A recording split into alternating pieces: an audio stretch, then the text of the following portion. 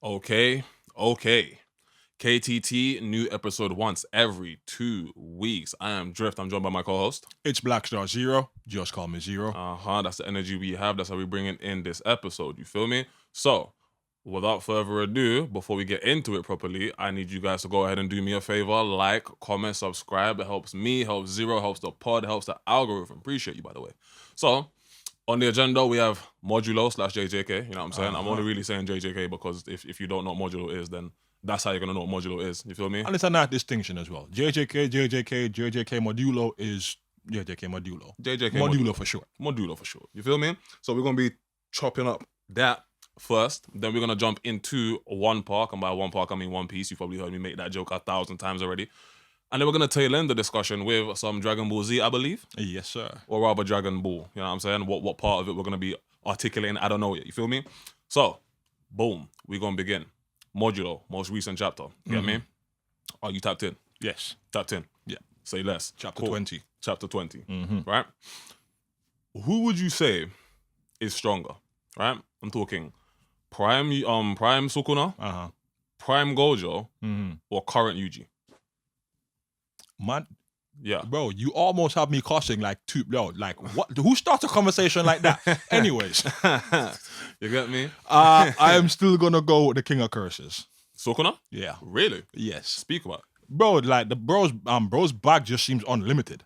Okay. You understand? Like when it comes to just like how much curse energy he has, how frequently and how like nichely he can like use binding vows. Fair enough. All of that kind of like his bag just seems much deeper. So in terms of like a feat or like a particular fight that makes you feel that way, like what?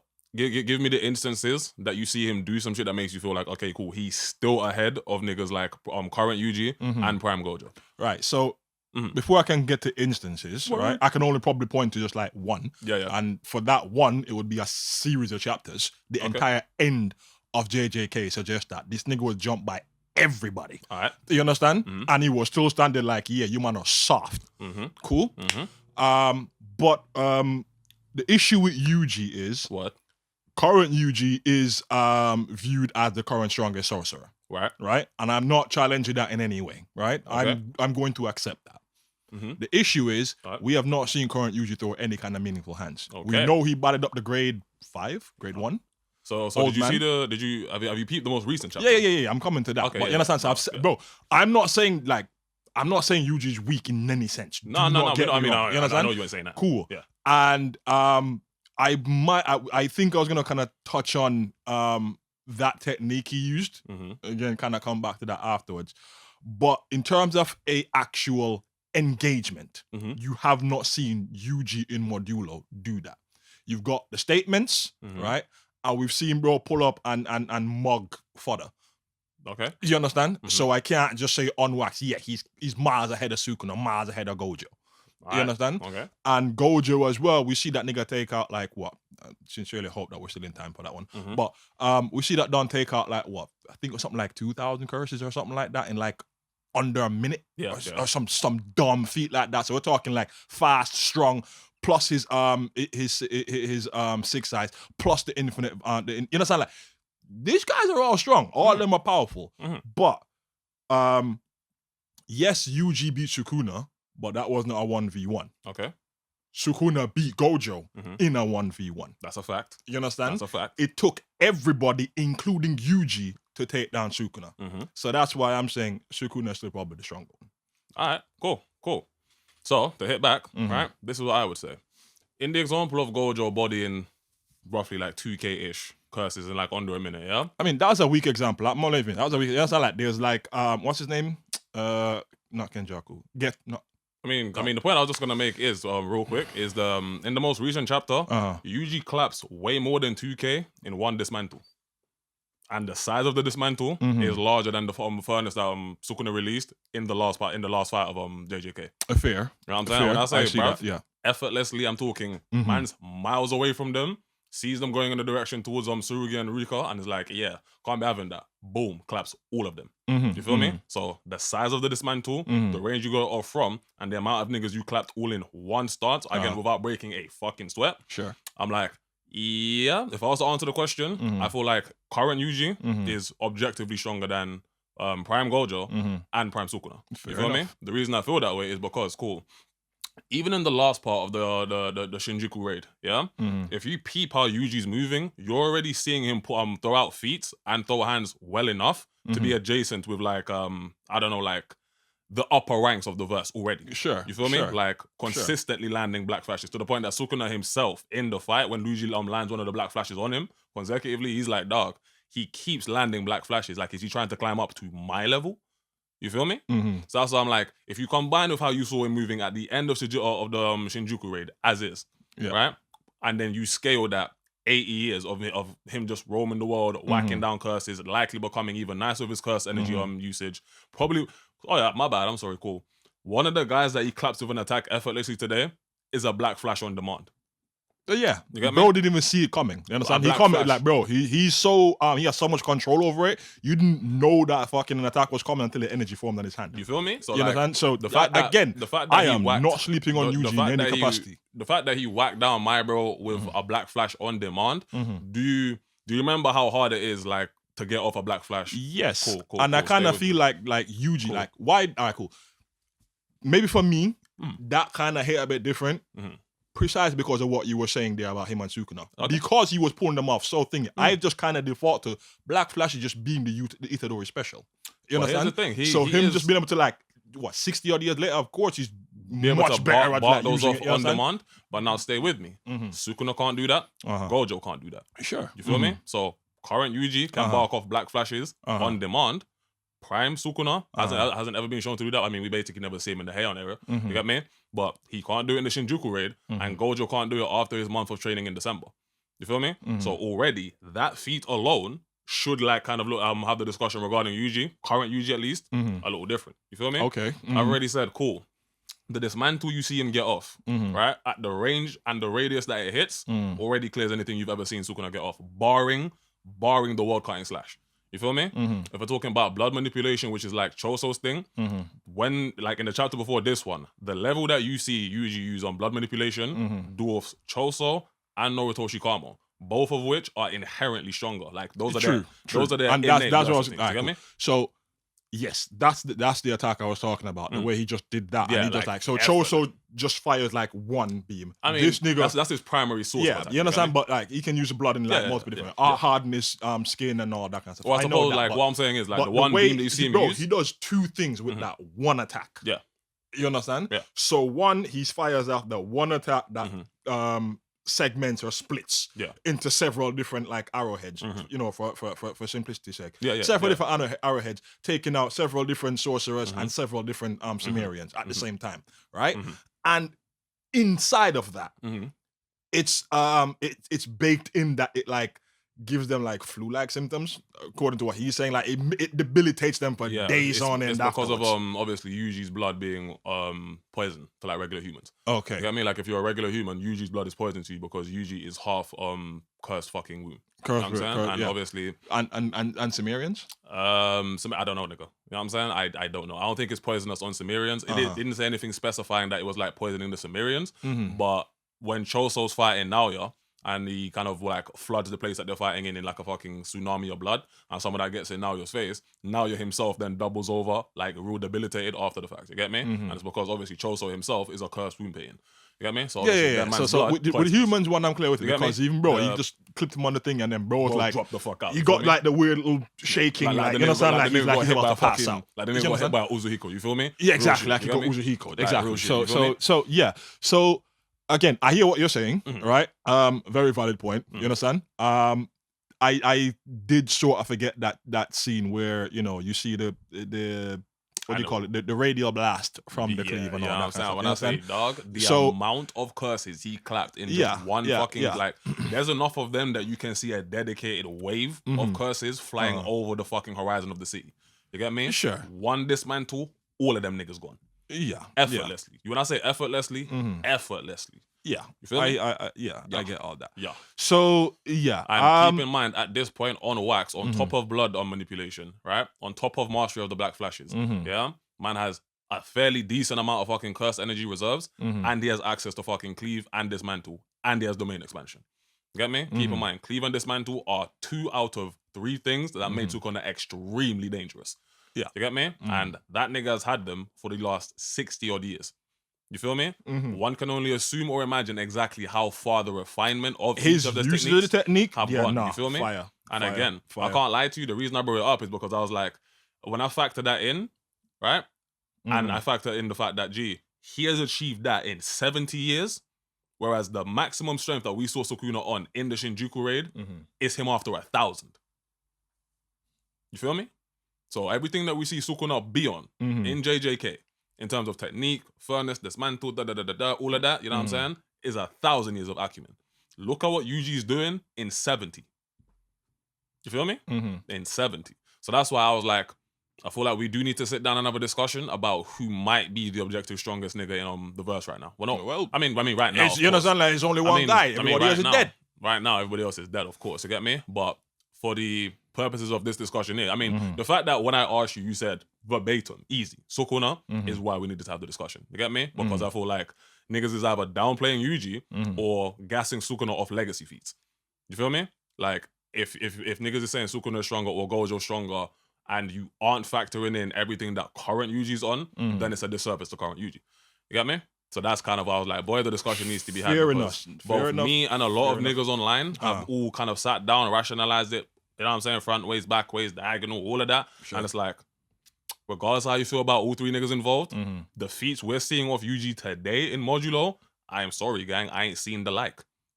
You know what I'm saying? Enough. I have not seen the like. So, in my opinion, I'm gonna objectively call it as Yuji being the strongest. You feel me? But the secondary part of this fucking discussion is, and here's kind of where I wanted to kind of pick your brain. How does this fight end? You know what I'm saying? Modulo? Yeah. How does this fight end? Okay, of course, we're talking about Raga and Dabura. Them man. Because of course, like the discussion regarding Yuji being the one to close Iroh the fights has been securely put to rest. Yeah, put in chapter 2. He's like, yeah, I'm not getting involved. Right, between the last chapter and this one, like he was very clear in this one. In this one, man's like, bruv, I don't care. You know what I'm saying? Like, man's literally just like, cause I don't care. Yeah, because, all right, cool. You feel me? So one of the things, because of that, one of the things I did was I kind of went back and looked at Gojo's views on Jujutsu Society and like its future, and Yuji's views on Jujutsu Society and its future. Can't lie. Right? At some point, a discussion needs to be had about the shift in character. You get me? But yeah, go on. Very similar. Very similar, but I feel like Yuji's is an evolution of Gojo's stance on it. You quite literally inherited will.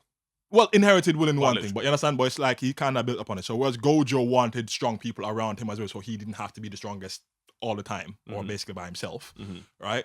Yuji also wants something similar, but it's more about human dignity and collaboration and stuff like that, rather than, what is it? So Gojo hated Jujutsu Society, the top-down structure. Yuji also hates that. Gojo doesn't want to be the strongest at all time. He doesn't want to be at the forefront of everything, right?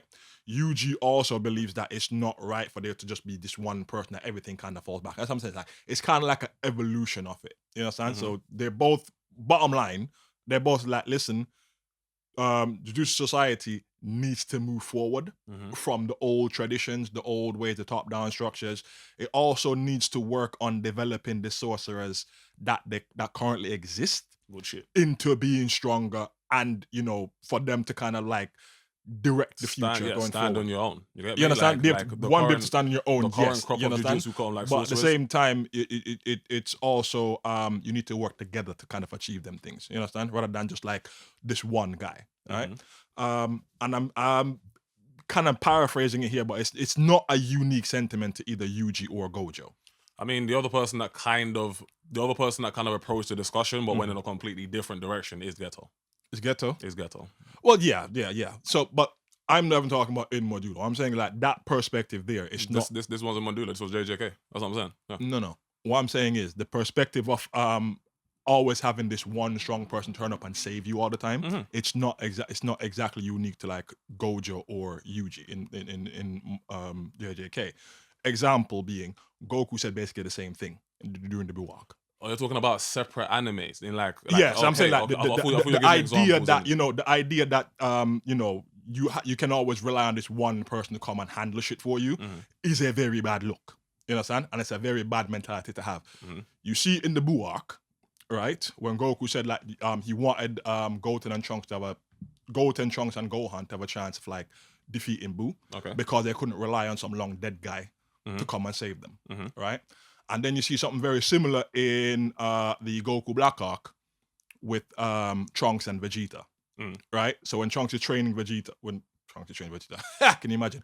When Vegeta's training Trunks, before they go back to the future, when the time machine got destroyed, right? And then Vegeta shows Trunks Super Saiyan Blue. They have that little sparring match. When Vegeta basically wins the match, Trunks kind of smiles and Vegeta recognizes exactly what he's thinking and cusses him out for it. Do you remember what I'm talking about? Yeah, no, I know you exactly. Understand? You understand? Like, you can't always be depending on other people to do shit for you. You kind of need to get stronger and do some shit for now, yourself. tying it back to Yuji, how do you feel about Yuji's character in like Modulo today being the one to embody that value? Like, do you feel like it's a like Yuji as you have him in JJK? Yeah. Can you imagine him 60 years down the line now being the nigga he is in terms of like philosophy and shit like that? Yes. Okay, speak to it. Right. So Yuji, kind of going to paraphrase some of the stuff I read. That's fine. So Yuji initially kind of viewed himself as a cog in the machine. Facts. Right? You know what I'm saying? Cog in the machine, he's just here to do what he needs to do. You know, his purpose is to like kill as many curse spirits as he possible before he either goes out or whatever else happens. All right. Now he's kind of taken on, like you said, the inherited will of Gojo, where he's now seen as the strongest, as the defender of Jujutsu Society and all that kind of stuff. And you kind of pair that with the fact that I'm assuming that Nobara and Megumi are probably dead at this point. If not, Nobara's still alive. Quite old and can't. You understand? Super old. As is Todo, by the way. Huh? As is Todo, by the way. Yeah. No, Todo's alive. I'm sorry. But go on. But the point being, right? There's nobody else with him. Facts. You understand? Facts. In the way that we're kind of talking about. I don't know if I'm butchering this, but the point I'm trying to make is he doesn't have anybody there with him anymore. Facts. From his class. Facts. Right? That grew with him, got stronger with him, and they're having a tangible effect on Jujutsu Society. You understand? Yeah. And then you couple with the fact that he's functionally or seemingly functionally immortal. He's going to outlive everybody. There's no functionally. He's immortal. You understand? So he's going to outlive everybody. He outlived Yuta. He outlived Maki. Possibly Megumin, we still don't know. His brethren Todo. By the way, that we still don't know. But yeah, you were saying. His brethren Todo. Yeah. Likely a very old man. Referred to as a former grade 1, so that means he's no longer like an active file. Yeah. You know what I mean? You know, so point being, there's nobody from his era standing there with him now in the way that him and I would say to an extent Gojo wanted. Right? Okay. There's only the next generation.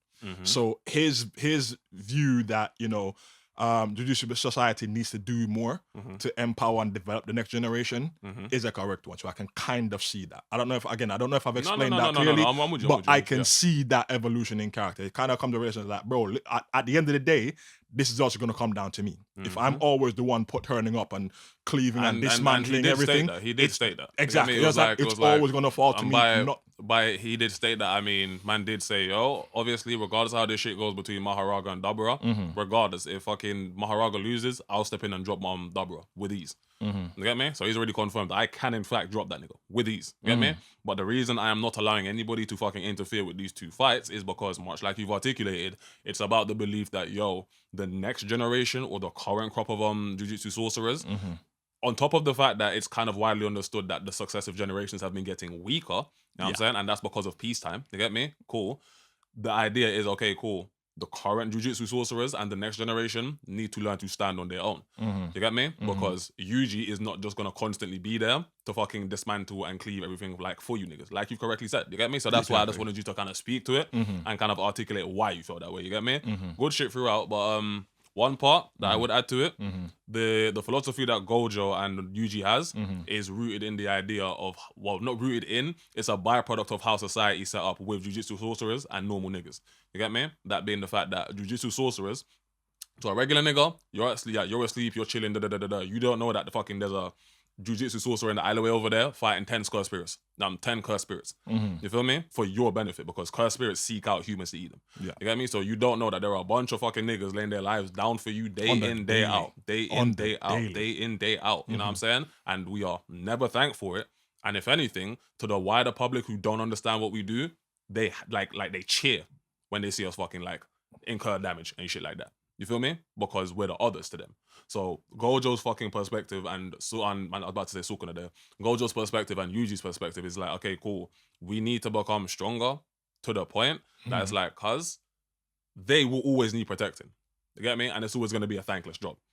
But that means it can't fall to just one person at any one time. That being Yuji currently and Gojo in his peak. You know what I'm saying? His peak. You feel me? But yeah, cool. Can't lie. Yeah, that was JJK. You feel me? That was JJK. That was Modulo. Any other thoughts to wrap up? Yeah, just one. So in the chapter, you remember that we were talking about the Sumerian guy that attacked Yuji. Yeah, the guy with the yeah. I mean, they all have 3 eyes. You're gonna say the one with the 3 eyes? Yeah, that's kind of why. That's kind of why I stopped. I was like, yeah, the guy with the never mind. Yeah, anyway, go on. So yeah, when he jumps down with his axe, yeah, and Yuji catches it, right? He knows that Yuji's aura is like a Kalian. Yeah, no. I mean, I took note of that. Thoughts on that? My thoughts on that is it doesn't really elucidate the difference between either, because at present all we know is that for some reason Kalians and cursed spirits exude similar fucking energy to the fucking Sumerians. You get me? Even though on a fundamental level, Kalians are physical things, cursed spirits have no physical body. You get me? So ultimately it's still just a scenario of them recognizing that Yuji has cursed energy or like cursed spirit energy, and their interpretation of cursed spirit energy is it's a 1-to-1 to a Kalian. You get me? So that's why when my man saw Yuji doing the cursed energy shit, he was like, why does he have the energy of a Kalian? No, nigga, it's just I have cursed energy and you niggas think cursed spirits are fucking Kalians. You get me? So that's it. There's some shit on that, and we might touch on that at a later point. But some of the reading I came across, I'll have to kind of like double check Modulo itself to kind of see if there's anything there to suggest it. But it's suggesting that Kalians are kind of like a universal constant, right? And they are created by the universe to kind of reset the balance when cursed energy kind of gets out of whack, right? What? So right? So that's what I'm saying. I'll come back to it. I'll look into it more and come back to it another time. But it seems to be positing that perhaps Yuji Todori's existence is synonymous with a Kalian, whereas he's supposed to be like some balancer because cursed society or whatever. So I'm gonna hit back at that by saying this: Yuji's existence is a byproduct of him being the son of Kenjaku and the fucking nephew of Sukuna. You feel me? So I'm like, the idea that he's a universal constant, don't get me wrong, his birth was 100% premeditated. Yeah. But it was premeditated by Kenjaku.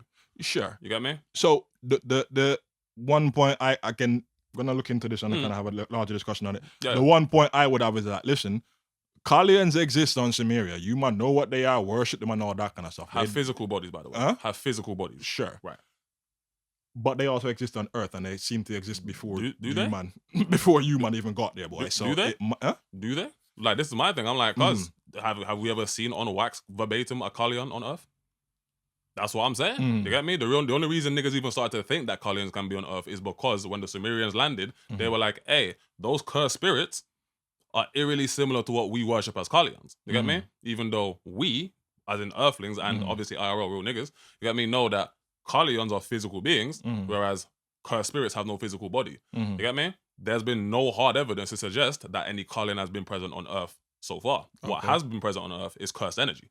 You get me? Obviously, that can change in successive chapters, and if it does, you know me, I'm open to change. You get me? But for the purposes of that particular discussion, I feel like it is important to remember that any talk of Kalians being on Earth right now is very much hypothetical. You get me? It's us theory crafting, as in the community theory crafting about the link between Kalians and Kalians and cursed energy. You know what I'm saying? From the Sumerian perspective, because from the human perspective, there's no confusion. You get me? Cursed spirits are cursed spirits. Like, I feel like the Jiu-Jitsu niggas, they aren't confused about like this whole Kalian shit. Cursed spirits are cursed spirits. Kalians have physical bodies. You get me? As a matter of fact, I don't even think fucking the Jiu-Jitsu side of fucking shit over here on our side, I don't even think they're really considering the Kalian half of shit yet properly. No, because like you said, we haven't actually seen any in the thing. So Carlians are physical bodies. They never killed anything that's left a physical body. Only the ethereal bodies are the cursed spirits. The fucking cursed spirits. So that's why I'm like, don't get me wrong.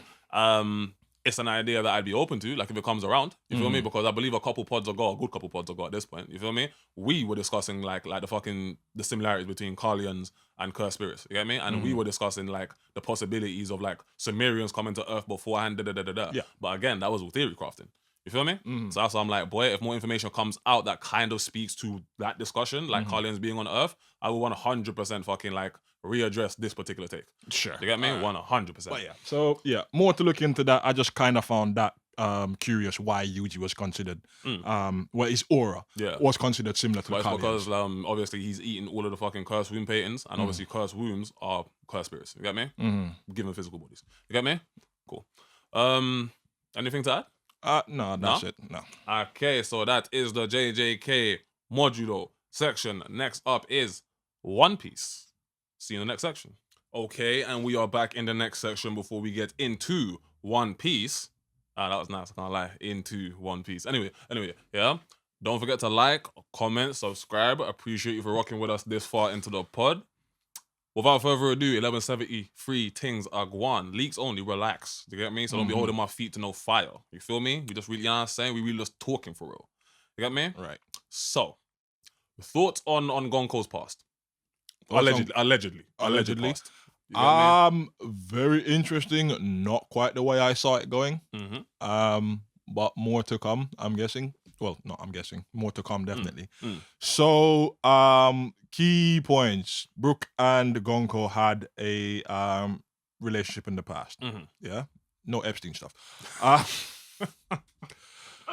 2. Leave my dog alone, bro. 2. Brook, by the way. Brook, not Epstein. But go on. I did not mean to set you up for that one, but yeah, like ain't nobody out here trying to fucking this has gone to shit now. Jesus Christ, see, like, bro, you see what them people do? They corrupt everything they touch. Fuck. But yeah, go on. Anyways, Brook and Gunko have a past, right? Yeah. Gunko, according to 1173's leaks, killed her dad.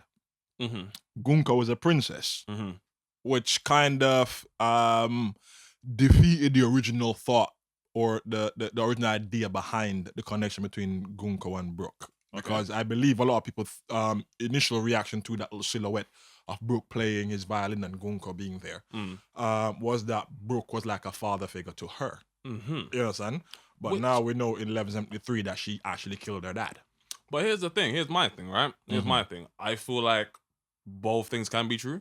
You get me? The reason I feel like both things can be true, the silhouette that we're seeing of obviously her and Brook, like in jovial like vibes, you feel me? That could simply be from when obviously Brook was working for that particular kingdom or whatever, you know what I'm saying? And obviously because him and her paps were tight, that's why they have that relationship. Her killing her paps could have happened post that. You get me? Oh no. I'm not saying that. I'm like, my fault, I'm saying like, yeah, it seemed like a relationship between father and daughter, but we know her dad was in her life up until she killed him. You understand? So that relationship existed. Let me try and reword that. Yeah, they had a relationship during the time period where Brook was working for her dad. Yeah. You understand? Yeah. So I wouldn't, in that circumstance, call Brook a father figure since her father's already there. Facts. You understand? Facts. That's what I mean. So initially, the thought was Brook was some kind of father figure to Gunko. Right? That would also suggest that Gunko was just maybe a commoner that got elevated to God Knight, but now we know she's an actual princess. All right? So it's a very interesting thing, right? I'll kind of save my hopes and wishes until after the discussion, like let you like punch in. But I feel like it does kind of not suggest. What's the word I'm looking for here? It does explain a few things, okay, but not at the same time. Okay, all right, cool. So, according to the leaks I've seen, right, this person Onjin or something like that. Yeah, maybe not the name. Maybe it's just like a rank or role in Japanese that we don't know about. Yeah. None of us can read Japanese. Facts. You niggas act like you can. You niggas act like you can, but you can't. But you're gone. Yeah, you fucking weeps. Anyways. Fucking gaijin. Yeah. No, all right, cool. All right, let me be serious. Stop it. My fault, yeah. Stop it. All right. So what I'm trying to make is, she kills her dad. Right. Right. This either leads to one of two outcomes, to my mind. One, it explains how Brooke became the leader of the battle convoy, which he said himself. Facts. Two, it explains. We shouldn't say two. It's a or. Right. So one, it explains why he becomes the leader of the battle convoy. Or two, it explains how he ended up joining the Rumbar Pirates. Okay, because her Gunko killing her dad ended the battle convoy thing. So he no longer had employment, no work, nobody serving. So he just ended up working, as a member of the Rumbar Pirates. Yeah. So that's my thoughts on that at the moment. You understand? So I feel like it explains either A, how he become the leader of the battle convoy, or B, how he ended up joining the Rumbar Pirates. So in regards to the chapter, you were more so trying to figure out what the context could give you in regards to Brooke's past. To Brooke. I see. I hear it. I respect it. Gonko's fairly self-explanatory. She's a princess, which explains how she can get to Marijoa. You understand?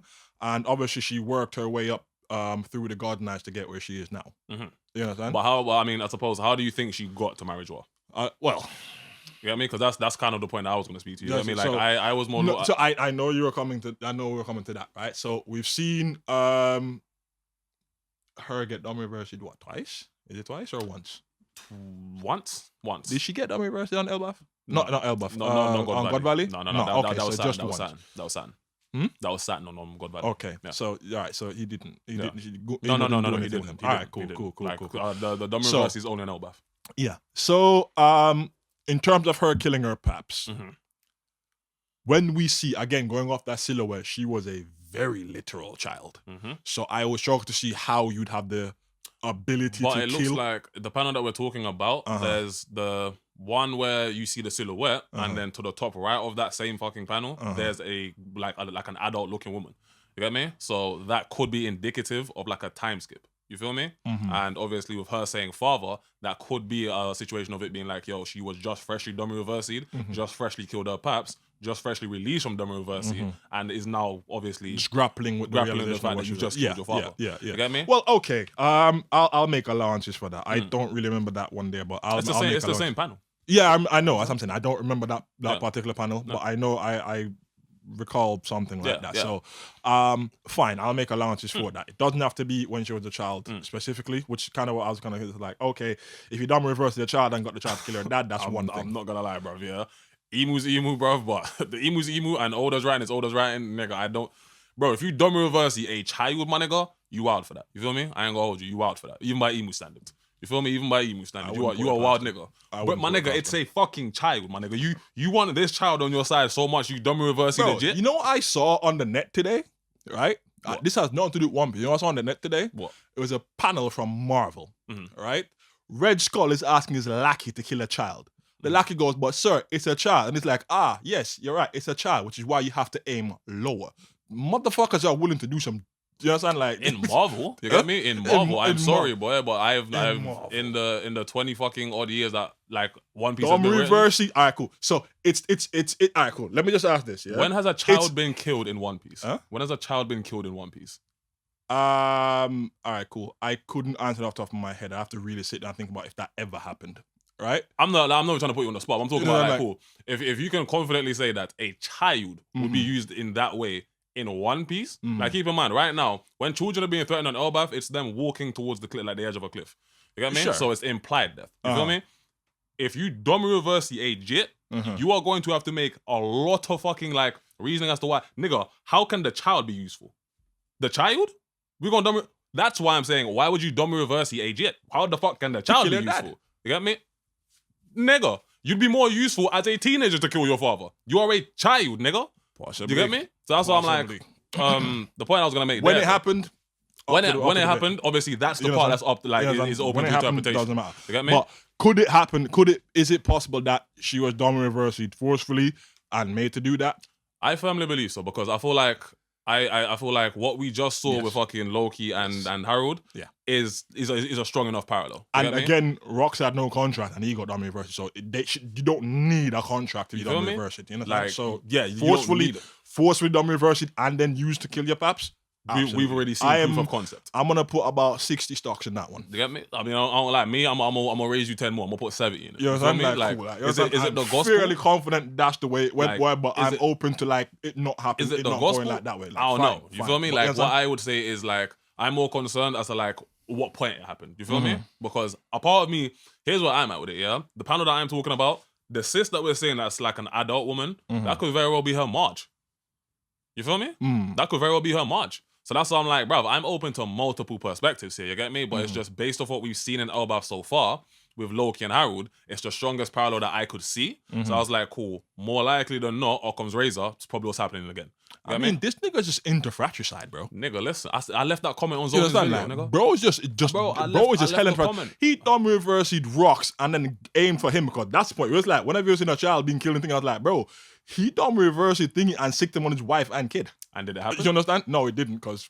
That's the point I was speaking to. You get me? I was like, bro. Fair enough. That's the point I was speaking to earlier. I was like, bro, in Marvel, you feel me? Them niggas write differently. Like the Western world writes differently to the Eastern world. You get me? And as far as this story goes, I've never seen children use that way. You know, that's something I actually want to touch on in the pod. Like, we just like we'll come to that. We'll come to that on another pod. You feel but me? That is absolutely something that I want to touch on because there's a story floating around that I really kind of want to discuss. I think I know the one you're referring to. Right. Yeah, I think it's like the head of DC that said something. You know, like, I really want to dig into that story. We will punch into that one. Like probably next pod. You get me? Probably next pod. You get me? But real quick, there were some comments left on the most recent upload. You know what I'm saying? Two people kind of spitballing their ideas regarding Loki. Yeah? Real quick, because obviously we are coming up to the end of the pod. You feel me? So, somebody said Verdofnir. Like, what if Loki's devil fruit is Verdofnir? Verdofnir being an eagle. You get me? An eagle. An eagle. You feel me? If you look at the silhouette from fucking... is it a harpy eagle then, is it? Nigga, is it so far-fetched to believe? You get me? Like, if you look at the silhouette, it looks more avian-like than it does draconic. You feel me? And again, Verdofnir already sits perfectly within Norse mythology and sits at the fucking top of the branches of Yggdrasil. Yes. You feel me? So I'm like, as far as that goes, it's not the hardest thing to imagine. No. You get me? And then the secondary part, stay with me now, because another nigga punched in and said, cool, what if all along the hint as to what Loki's devil fruit can do was already being showed to you in Elbaf? You feel me? And by that, he was like, cool. Or they was like, my fault, you get me? They were like, cool. You know the nightmares that Killingham have roaming around the MMAs. Yeah. You know what I'm saying?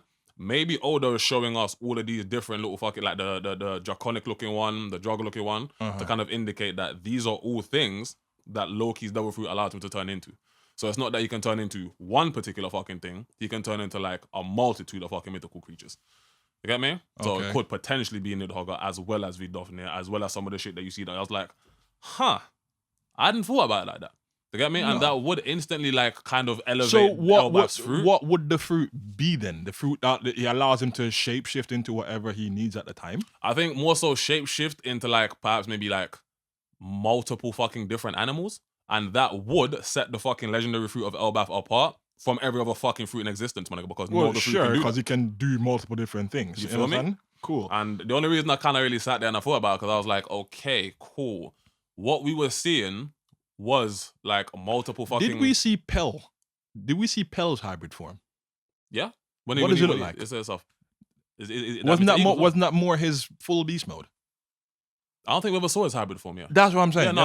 So we would only his saw him beast form have hands?